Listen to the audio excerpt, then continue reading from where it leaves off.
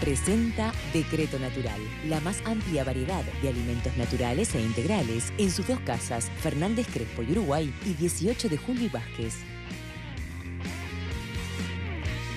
Recibimos a la doctora Alicia Fernández, que es presidente de la Sociedad Uruguaya de Pediatría. ¿Cómo anda? Bienvenida. Muchas gracias por la invitación. Y gracias por acompañarnos. En este caso, para hablar de algo que no tiene que ver estrictamente con la temática habitual de los pediatras, pero supongo que en esta época en la que ya se empieza a utilizar la pirotecnia, sobre todo en Nochebuena y en fin de año, aparecen cuadros más o menos complicados. Algunos realmente sabemos que incluyen problemas serios, mutilaciones, quemaduras de segundo grado, cuadros complicados. En adultos, pero también en niños. Ustedes plantean una campaña denominada No son juguetes.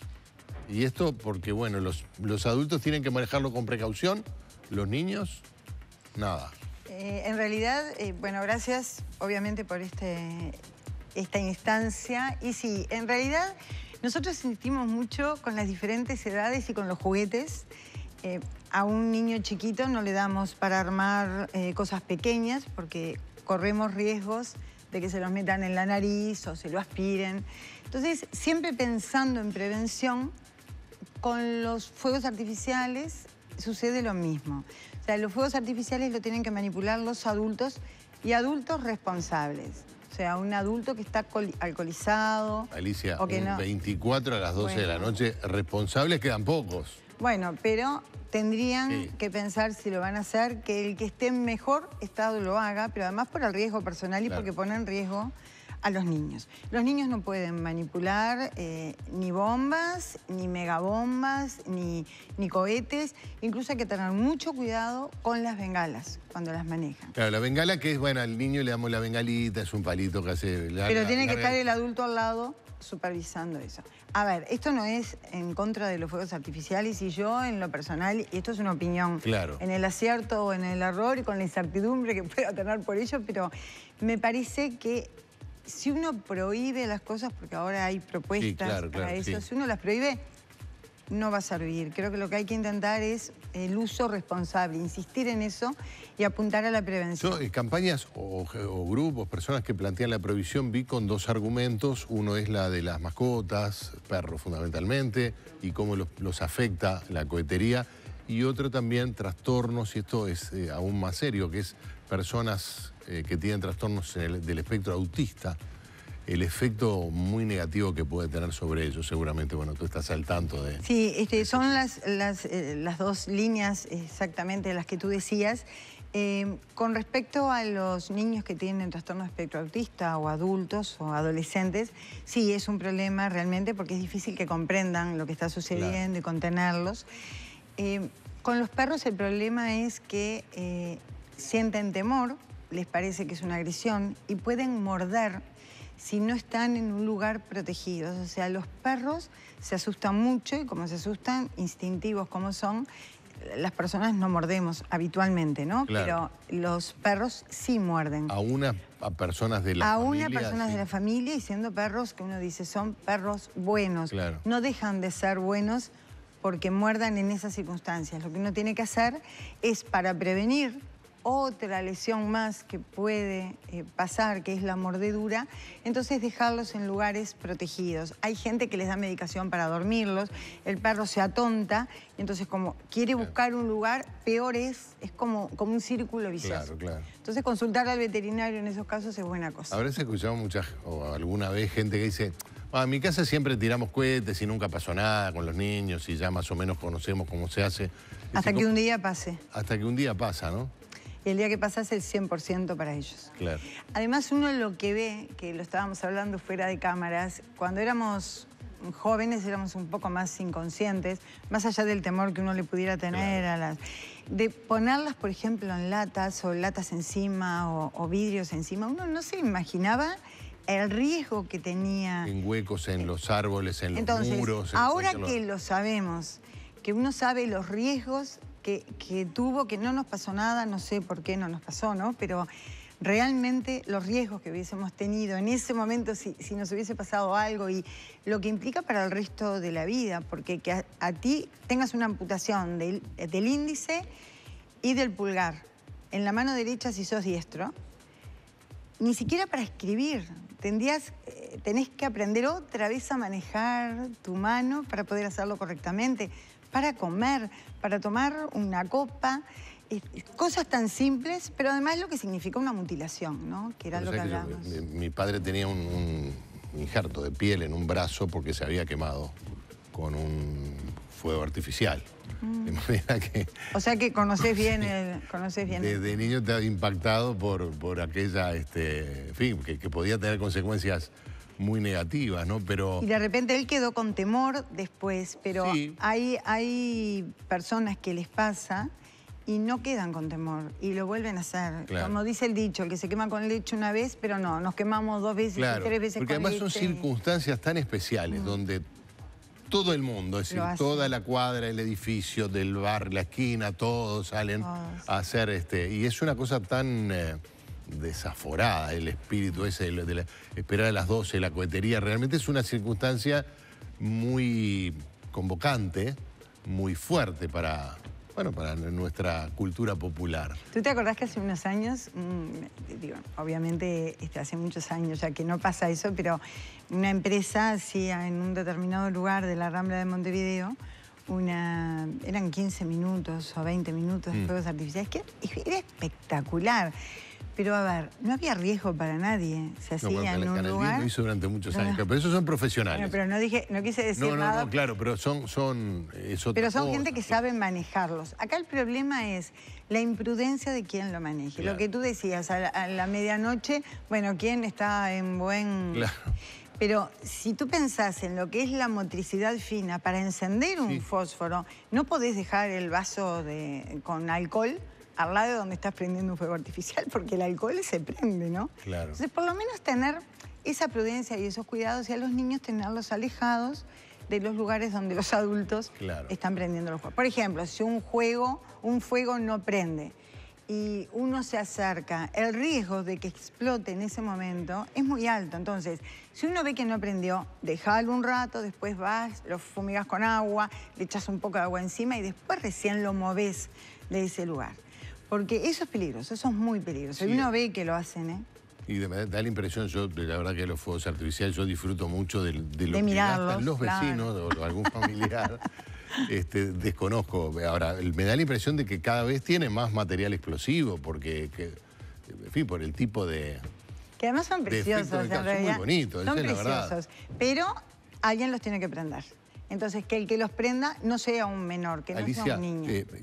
Según tengo entendido, también las regulaciones que hay ahora son mayores, las exigencias con respecto a los productos que se venden por parte de los organismos públicos y del Estado son mucho mayores. Es decir, tenemos más garantías de que esos productos estén en buen estado. Sí, el Servicio de Material y Armamento del Ejército es el que se encarga de esa regulación, pero hay que, y seamos honestos, ¿no? Porque si no nos haríamos trampa el solitario, de que el contrabando de cosas esas cosas existen. Acá de lo que estamos hablando es de los fuegos artificiales en manos de los niños, de la gente menuda, adolescentes o preadolescentes. Pero igual cuidemos a los adultos también, ya que estamos. Ya de paso. Digo, aquello de si toma no maneje. Si toma no maneje. Si toma no tire cañita voladora. Sí. No es que si toma un poquito, pero si está en estado de ebriedad, no lo haga. O sea, eso ahí se pone en riesgo la persona y pone en riesgo a los otros que están. Es difícil, pues además si el mamado se pone cargoso en la fiesta, déjame que... Y ahí uno se ríe, pero a veces esto puede terminar mal. Puede terminar mal, no es solamente que me quemé un poco, no, esto puede terminar en mutilaciones, ¿no? Pero además, Gerardo, hay una cosa que es importante y es, nosotros cuando nos enteramos digo nosotros como comunidad, ¿no? No como médico. Claro. Nosotros cuando nos enteramos es por la prensa, por las lesiones. Sí. Graves. Igual que cuando sucede un hecho lamentable que lleva a la muerte, te enterás del muerto, un siniestro de tránsito, te enterás del que murió. Sí. Ahora, por cada uno que muere, y acá es lo mismo, por cada uno que se lesiona en forma grave, hay 5 o 6 que tienen lesiones menores. Y a eso no hay que restarle importancia. Claro. Porque hoy fue una lesioncita... Que obviamente no son motivos de consideración periodística, nadie sabe. Ese es el asunto. Porque no se enteran. Claro. se enteran del grave que llega. Claro, por lo menos mutilación. se arruinó la Nochebuena o el fin de año, aunque sean lesiones leves. Es cierto, eso es así, tal cual. Entonces, bueno, hagamos prevención de las cosas que se pueden prevenir. Sí. Y además también pienso yo que es una buena práctica pedagógica con los niños. Mira, no, esto no lo podés hacer, no lo podés hacer. Esto lo podrás hacer cuando seas adulto, ¿no? O cuando seas un adolescente, y comprendas claro. las medidas de seguridad que uno tiene que tener para eso. El adolescente, el riesgo que tiene es que cuando ve, sobre todo, porque los niños uno los separa, los deja con otros adultos, mientras que prende los cohetes, que son los que a los niños les gusta más. Cuidado con las bengalas, vuelvo a repetirlo. Pero los adolescentes, cuando ven que un fuego no enciende, van inmediatamente a intentar prenderlo. Y ese es el riesgo. Vuelvo a insistir en que si no prende, no vayan a acercarse, que lo dejen 5 minutos, que después le tiren agua y recién entonces lo muevan. ¿Qué tipo de lesiones son las más frecuentes? En el caso de los niños particularmente. Las quemaduras en las manos o en otros sectores del organismo, como le pasó a tu papá, por ejemplo.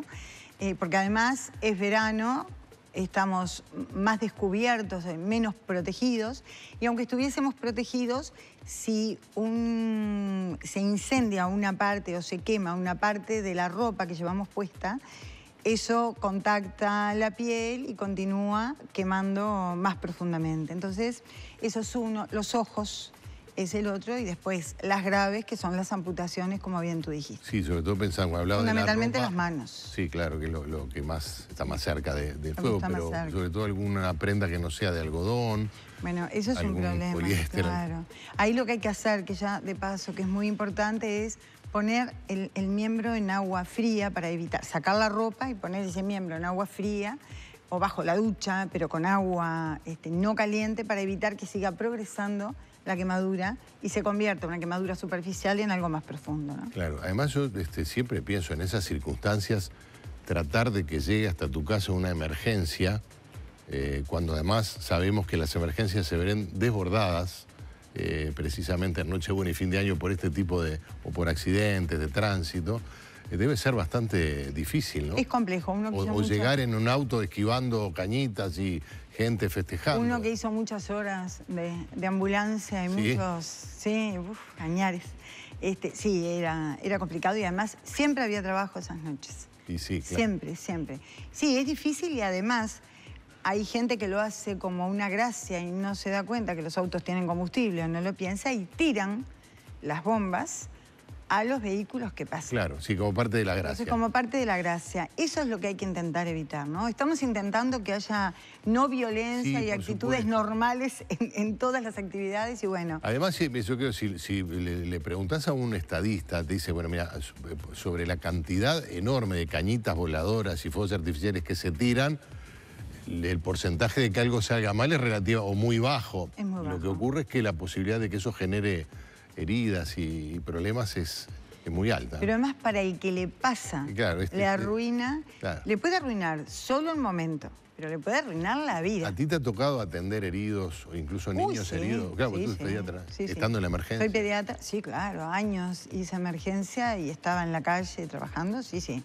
Y no solamente veíamos niños, sino que muchas veces estábamos cerca de zonas donde llamaban de adultos y también los veíamos. O sea que las heridas las lesiones por fuegos de artificio son comunes, son bastante frecuentes, sí. Bueno. No tanto las más graves, sino las leves, pero igual asusta. El consejo básico, además es el eslogan de esta campaña, que los adultos sepamos que los fuegos artificiales no son juguetes. No son juguetes, exactamente. Son materiales explosivos, son peligrosos para quien no sabe o no está en condiciones de manipularlo. A los niños los dejamos mirando pueden mirar perfectamente, pero lo que no pueden es estar cerca de cuando se están prendiendo los fuegos de artificio. A ver, ¿hay que usarlos? Perfecto, usémoslo con prudencia y sin poner en riesgo a los más chiquitos. Claro, y luego los adultos estamos dando el ejemplo, o sea, en qué condiciones los manipulamos, en fin, la botella de la cañita voladora, tiene que estar bien firme, no con alguna bebida alcohólica adentro. No, y no puede haber desniveles Claro. en la superficie en la que se pone, tiene que estar bien, evitar zonas donde hay árboles, ¿no? Sí. Que eso es lo otro, para no provocar incendios, pero sí, tener los cuidados que uno recomienda y todos los años insistimos en esto, todos los años, y seguimos viendo lesionados. Entonces, me parece que es algo en lo que uno tiene que seguir insistiendo porque justamente lo que tú decías, minimizan porque hay pocas lesiones graves, sí, pero al que le toca, y para ese niño es al resto de su vida si se le amputa los dedos de una mano. Bueno, pero estamos todos los años volviendo sobre lo mismo, pero es evidente que no hay otra manera. El ser humano, si no nos repiten las cosas... Y aunque no tuviésemos lesionados, el año que viene tenemos que volver a insistir. Exacto. Y eso es así. Alicia, gracias por acompañarnos, ¿eh? No, gracias a ustedes por invitarnos realmente. Y bueno, les deseo a ustedes, a los oyentes, que tengan una feliz Navidad y un muy buen 2019. Igualmente para ti, gracias. Gracias. Y gracias a ustedes por estar allí. Nos reencontramos mañana para compartir la tarde en casa.